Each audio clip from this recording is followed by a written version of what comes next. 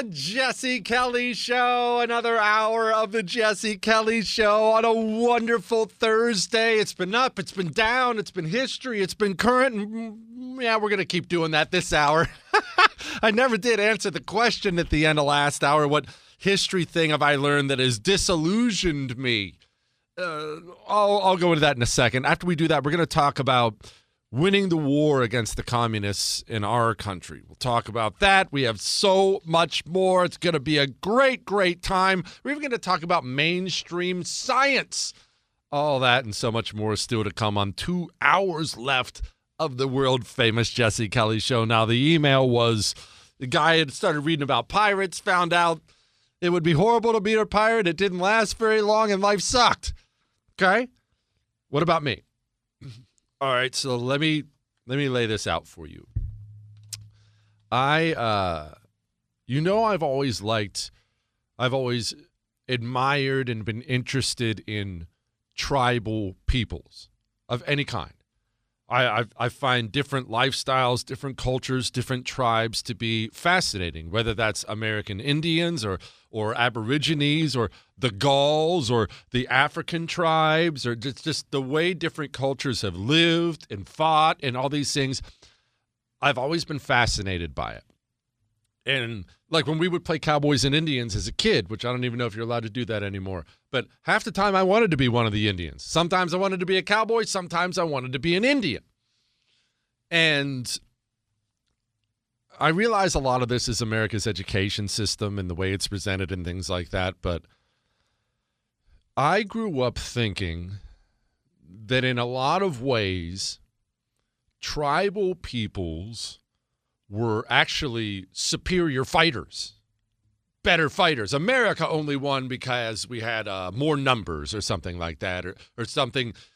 The tribal peoples were superior fighters because they had a better warrior spirit, and they got super angry, and because they got angry and had a warrior spirit, that's why they would prevail.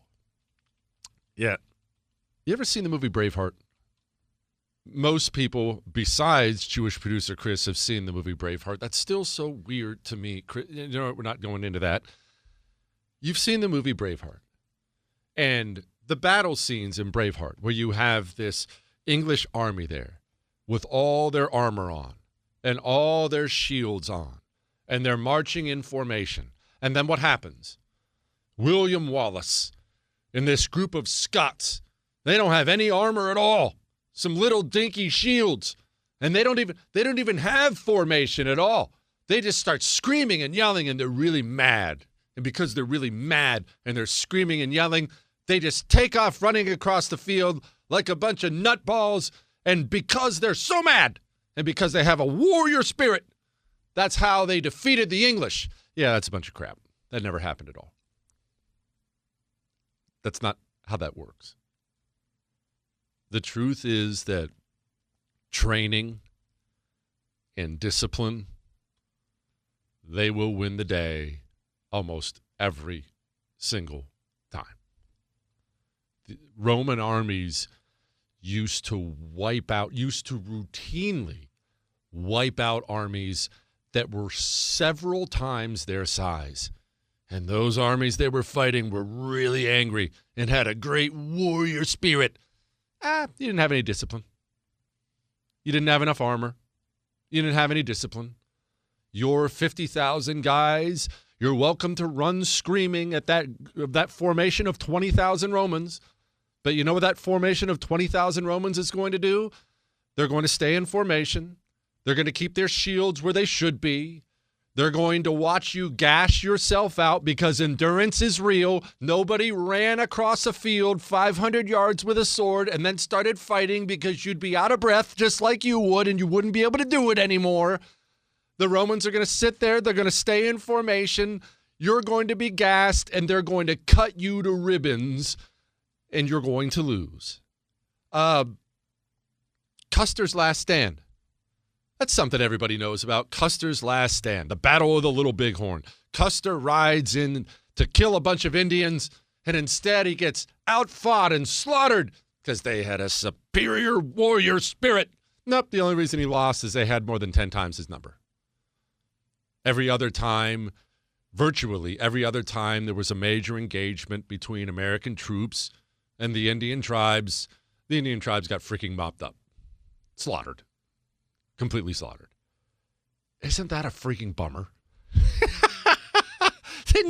Don't you find that to be a bummer? What's a good example I could use? Today, modern day. Let's say there's a guy, and this guy he was a wrestler. He wrestles, and then he's been training in boxing. He's been a wrestler and a boxer, and he's been training for 5 years. 5 years he's been wrestling and boxing, wrestling and boxing, and wrestling and boxing. And let's say that guy does something terrible to you. He walks up to you in the bar and slaps your wife if you're a dude. He's going to beat the living crap out of you. No, but I'll be really mad. Don't care. He's trained. You're not. He's going to beat the living crap out of you. Isn't that disappointing? I don't know why I found that to be so disappointing, but every time I dig into one of these stories, the only time tribal peoples ever had a victory over the more established powers, the Zulus and things like that, the only time it ever happened was when they outnumbered them by leaps and bounds to such a degree you ran out of bullets. I don't know why I found that to be disappointing. And I'll give you one more. Vikings. Isn't everybody fascinated by Vikings? Men are, women are, we just are. There was a show, I actually never watched it, but it's supposed to be great. Vikings, it had several seasons, a very famous show. Women are fascinated by the blonde-haired, ripped dudes, right? And guys are fascinated by this warrior culture, Vikings. But they were mostly just farmers. And don't get me wrong, they were great warriors. Don't get me wrong, they were great warriors. I'm not putting down Vikings, but when Vikings did their raids, they would usually just go grab a sword and a shield, and they go find some soft target somewhere that wasn't that well defended, and they go pillage some monastery or something like that, and take some gold. And it was a weekend, it was a week, and then you go back home, and he wasn't sitting around drinking grog all day, training with his sword. He was just farming some corn. That was it. And believe me, Viking culture is fascinating. It's just, we all grow up with the movie version of a lot of things about past cultures and things, and it's not always real. Man, I feel terrible. I shouldn't have even answered that question. I feel terrible for how many bubbles I just completely burst. Let's talk politics. Hey, Jesse, you spoke about war with communists. Well, to win a war, you must destroy your enemy's ability to wage war. Stopping illegal immigration and deporting illegals is a good start, but I believe we must focus on future generations. Let's face it, with their love of abortion and transing kids, they're not replacing their own, so they have to recruit our children, shut down the Department of Education, so on and so forth. Okay, so let's talk about this in a very practical sense. And what I'm about to say could possibly be offensive, I guess. And remember, as always, if you're offended, I don't care. You can email me, jesse@jessekellyshow.com. I don't care. I am not telling you that starting a family, getting married and starting a family is for everyone. That's complete crap. For some people, it's not for them. Maybe you're a dude, and maybe that's not your life. Maybe you don't want that to be your life. Maybe you're a woman. It's not your life. Maybe you don't want it. Maybe you do. It doesn't matter. I'm not saying that. But I am saying this, and you've heard me say this before. You know what the strongest, longest-lasting form of anti-communism is? Start a family and raise good kids. Start a family and raise good kids.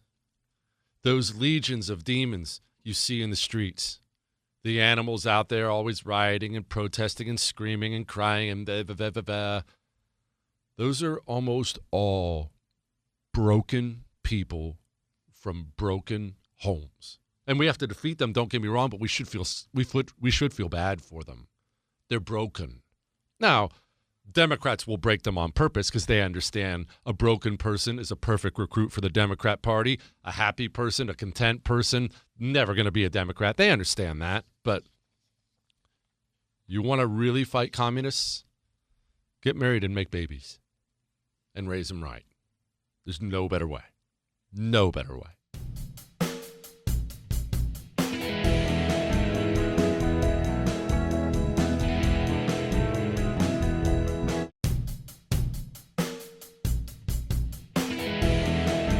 It is the Jesse Kelly Show on a fantastic Thursday. Remember, you can email the show, jesse@jessekellyshow.com. All right, let's get back to the question, shall we? Oh, wait, I almost forgot.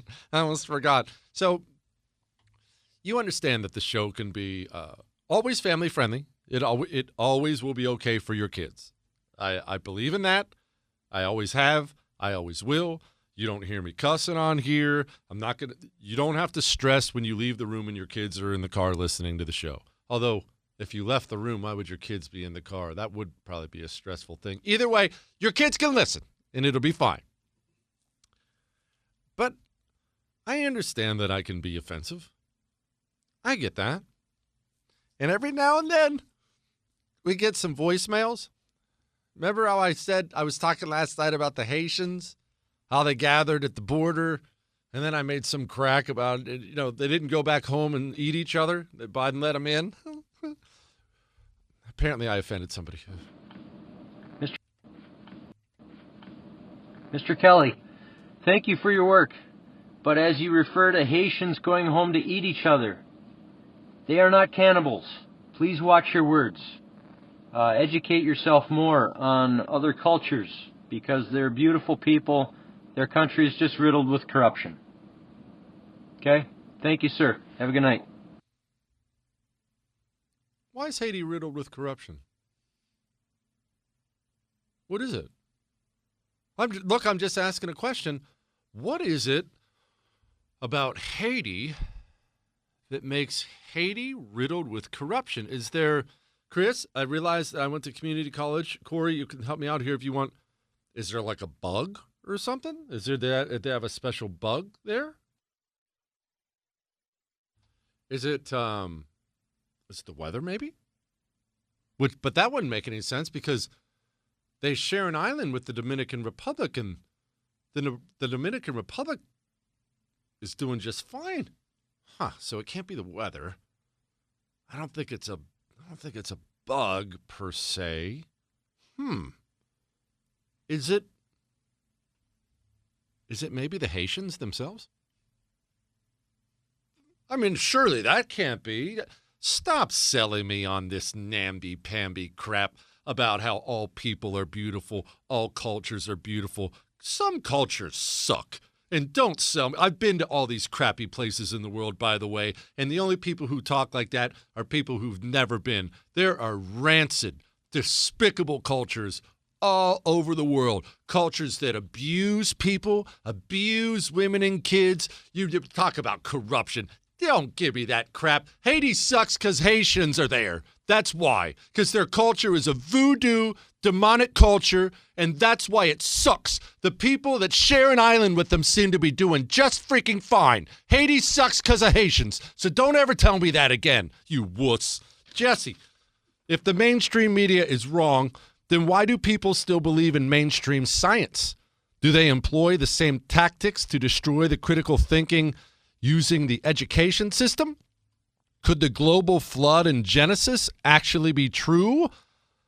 What are your thoughts about the Bible's predictions of the mark of the beast? How accurate do you think the Bible was? I think the Bible is 100% accurate. And why in the world do you think you can find seashells in the mountains of Montana? And listen, I'm not asking you to sign up for my belief system, but there are all kinds of cultures and there's all kinds of science who acknowledge the world was flooded at one point in time. That's actually science. You don't just have to read about that in the book of Genesis. The world was flooded. You can believe what you want to believe about that. The world was flooded. As far as mainstream science, there's all kinds of mainstream science that's crap. And you know how you know? Because if you look back in history at the science that was widely accepted, in fact, at various points in history, you were considered a heretic. They'd run you out of town. They'd kill you if you disagreed with it. Science that turned out to be completely bonkers wrong. Science, I realize this got blown up during COVID, this concept. Science is never, ever, ever settled. If you ever have somebody tell you anything beyond, gravity, if somebody tells you the science on something is settled, that's a human being who doesn't understand what science is supposed to be. Science is supposed to be asking questions, figuring out things constantly. There's never an end to it. There's never an end to it. Did you ever read about all the French people who died building the Panama Canal? The French tried it before we succeeded. You know why so many of them died? Because the genius scientists were putting cups of water underneath the beds of the French soldiers who were sick from mosquitoes. They were putting mosquito nests under the beds of guys who were dying from malaria. That was settled science back then. Science is never, ever settled. Ever. There are so many things we will find out as we get older, or maybe when we get to heaven one day, that are ridiculously wrong. Don't ever listen to that crap.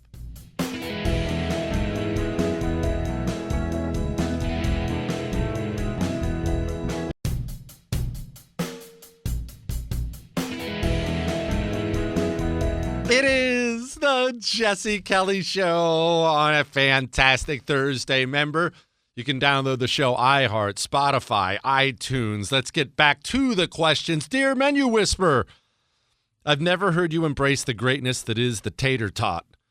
When prepared correctly, crispy on the outside, little spicy seasoning, dipped in proper Idaho fry sauce, I believe the tater tot is potato in its ultimate form. Are you anti-tot? His name is Chris. I've praised tater tots multiple times on this show. Tater tots are the superior form of potato. In fact, me, Jewish producer Chris, producer Corey, we went out last night after the show. Chris got something gross and kosher. Corey got a cheese pizza. I'm not even kidding. He ordered a cheese pizza like a woman. I, of course, got the right thing on the menu, and everyone admired what I got, and mine came with tater tots. The gentleman tried the tater tots. Look, oh, you should see the looks on their faces. The look of resignation that, once again, the Menu Whisperer nailed it. The only thing I'll push back on is your proper Idaho fry sauce. It's ketchup and mayonnaise, buddy. Everybody's fry sauce, it's just ketchup and mayonnaise. And everybody who has a fry sauce. You mentioned Idaho. I'm sure you're from Idaho. Look, I like Idaho. I love Idaho. Coeur d'Alene, the works. I've been to all of it. Your fry sauce is the same as a fry sauce they serve in Boston. It's the same as a fry sauce they serve in Miami, Seattle, San Diego, Omaha, Little Rock. Fry sauce is ketchup and mayonnaise. And while we're on the subject, before we move on to the other things, can we please stop calling the Thousand Island dressing you put on the burger secret sauce?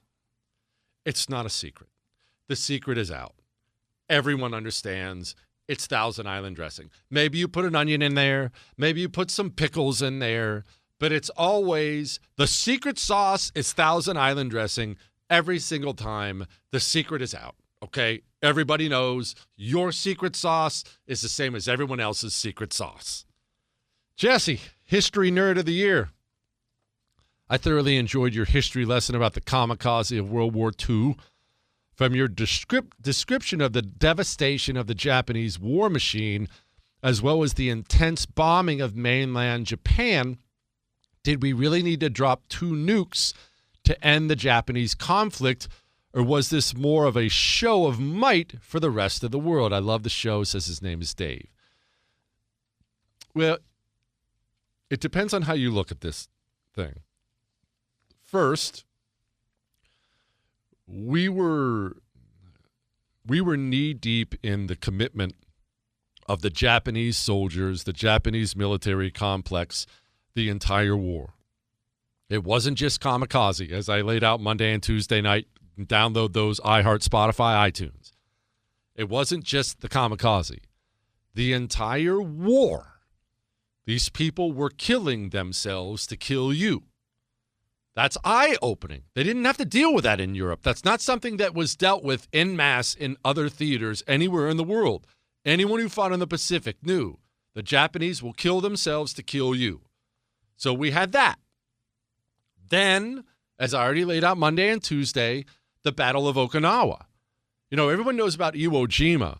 Okinawa was several times larger than Iwo Jima. Okinawa was a nightmare from hell. And they were dug in everywhere. And we had our kamikazes. They had their kamikazes kill 5,000 sailors while the Marines and Army are dying in droves on the island. And the kamikazes really played a part. I shouldn't say a big part. They played a part in the decision to drop the bomb. Think about going back to the drawing board after Okinawa and you're America, and you just had 5,000 troops die because Japanese pilots are crashing their planes into your ships on purpose. That was for Okinawa. Okinawa is, Chris, we looked this up. I think it's 200 or 300 miles off the coast of Japan. It's close, don't get me wrong, but it's a couple hundred miles. If you're in America and you're war planning, you just lost 5,000 sailors and you're not even at Japan yet? They'll do that for Okinawa, but you're not even at mainland Japan yet? You're going through the numbers in your head and you're thinking to yourselves, how many troops are we going to lose? And I've heard the estimates. The estimates are we lose 1 million troops, and this is a fact.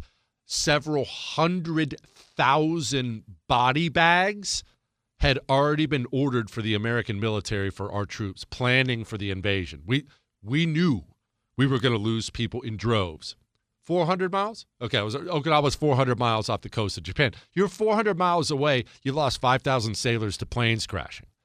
This is all being calculated in the minds of America's military, in the minds of America's politicians. And keep something else in mind. I mentioned already that when the kamikazes started killing our troops, we initially blacked out the media from it. Hey, nope, you're not talking about it. Started lying about it. Why? Because the American people were getting tired of the war.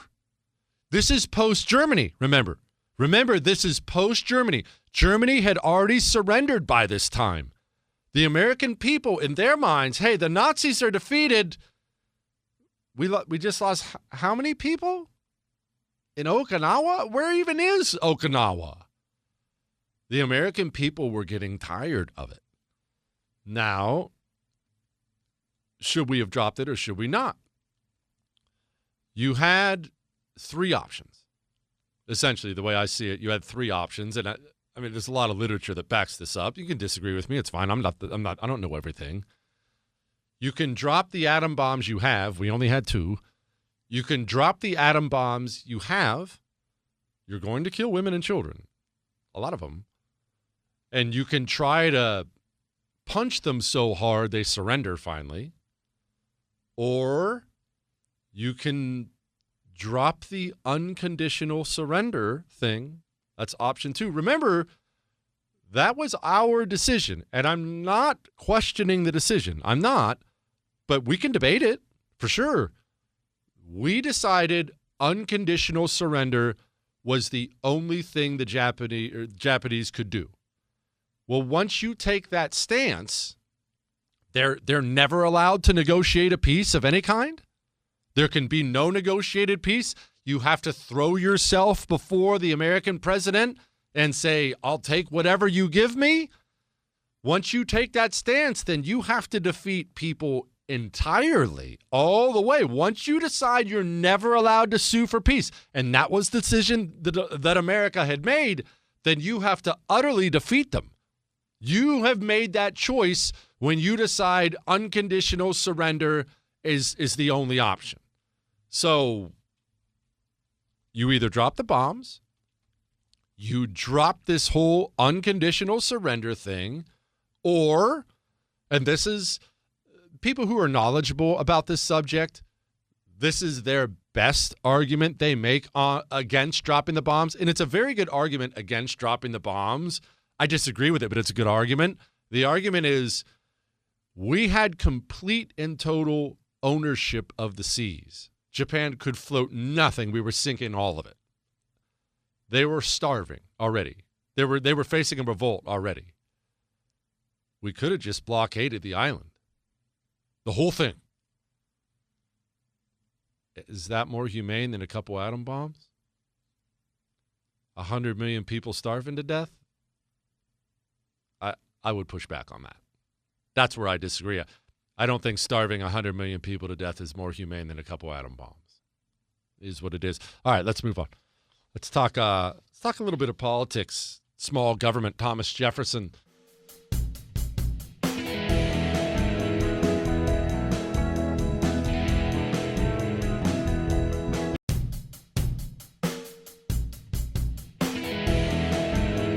It is the Jesse Kelly Show on a fantastic Thursday. Remember, you can email the show, jesse@jessekellyshow.com. So we've talked about something along these lines before I get back to the emails, but it's wild to me watching. I think it's hilarious watching what has happened to the Democrat Party, and that they spent so many years and years, not only courting angry, malcontented, mentally ill people, but doing everything they possibly can to nourish that, to create more of them. Angry, malcontented, mentally ill people. And you know why. We talk about it. That person's going to vote Democrat. You know an angry, bitter person, a malcontented person, a mentally ill person, who do they vote for? You get somebody broken mentally, get somebody whose soul is broken, they're going to vote Democrat forever. Democrats know this. They understand who their voters are. The problem is they courted and created so many mentally ill people. Now they can't break away from them, even when they're politically unpopular, politically suicidal even. They can't get away from them. It's like the mentally ill people have put a leash on the Democrat Party, and any attempt to escape from it, they yank them back in. Dr. Frankenstein truly is now controlled by his monster. Remember, after the election, men and women's sports is an 80-20 issue. Every poll shows it. Even the majority of Democrats don't want dudes playing against women in sports. Even the majority of Democrats. And one Democrat, Moulton, I want to say his name is Seth Moulton. I might have that wrong. Who knows? I went to community college. But one Democrat congressman came out after Trump won.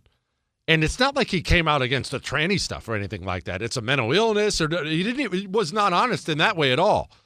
All he said, he made the most benign statement. I've got daughters, and yeah, I don't think dudes should be able to compete against them. He was savaged by his own party so badly he came out and apologized, hasn't brought it up since. Democrats like Rahm Emanuel. You remember Rahm Emanuel. In case you don't, Rahm Emanuel has been a heavy hitter in American politics for a long time, and he was Barack Obama's chief of staff. He's notoriously a vicious political fighter. Remember that story where he walked in on a Democrat, I think it was a senator, maybe a congressman, in the shower, trying to rally support for something Obama was doing, walks up to this poor Democrat who's naked in the shower and starts poking him in the chest and threatening him. That's Rahm Emanuel. Well, Rahm Emanuel has been flirting with running for office again. Rahm Emanuel remembers Barack Obama, much as you or I may hate him, Barack Obama built a coalition where normies would vote for him. I, of course, never did. You never did. But a lot of norms and normas voted for Barack Obama. So Rahm Emanuel knows what a winning coalition, what a winning Democrat coalition looks like. And it's not like, he's come out and said, this tranny stuff. He's not said anything like that. He's made some statements of, we need to drop this. This needs to go away. I see the poll numbers. This is dumb. This needs to go away. Gavin Newsom. You remember that interview Gavin Newsom did on the Sean Ryan show where he tried to mealy-mouth his way through it. Hey, man, I get it. I got kids. You know that stupid voice he's got? That was pretty good, wasn't it, Chris? I nailed it. Anyway. Well, we have that tranny Democrat in Congress, Tim McBride. You're not that happy about it. I do believe that those statements have been overcorrections, yes. But I also believe that and look, I don't want to also question the authenticity. I mean, I don't know the motivations for some of those comments. I don't want to question the authenticity of those beliefs. If those are their authentic beliefs, people can have a conversation. But I don't believe that is the place we need to go. Republicans are the ones that are obsessed with this issue. And that's one of my gripes with sort of the Rahm's framing, is he perpetually accepts this notion that the Democratic Party is more interested in bathrooms than classrooms, and that's just not true. They can't escape the monster they created. They have courted these people, created these people, every chance they get. And now, even if you read the numbers and you know your position on whatever, tranny, open border, whatever it is, you know your position's unpopular. You know your position is a political loser. You know the position you're supposed to take. They still can't get away from it. Trapped. And it's awesome. It's awesome to watch them be trapped, because what they did to this country and the way they have abused their mentally ill base is really, really evil. It just is. It's really evil. Stop talking about this.